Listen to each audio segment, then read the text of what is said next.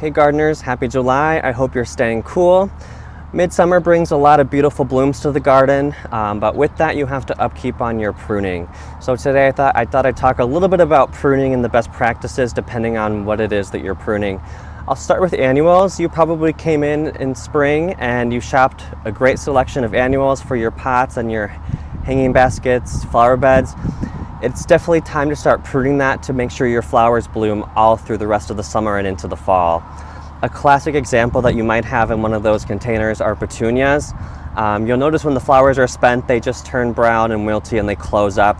Instead of plucking the flower, you'll want to take your pruners and follow it down to the main stem on that branch and prune it off there. That promotes one of two things: more flower blooms, but also it keeps your petunias from being leggy. If your baskets look like they're very long and gangly, go ahead and just cut it back to make it look bushy again, and that will flush out more growth and it'll get a nice even growth on it all throughout the pot, like when you bought it. Now, in your perennial garden, you might have a lot of beautiful things blooming right now. One of my favorites is the coreopsis. It's a very good, trustworthy bloomer from early spring or mid-spring up until the fall. You do want to make sure though that you're upkeeping on the deadheading, otherwise you end up with a plant with a lot of new blooms but also a lot of old dead ones. With that, you just want to follow it down all the way to the end of the stem and clip it back there. Another popular shrub that's going to be flowering right now, and probably has been, are your rose shrubs.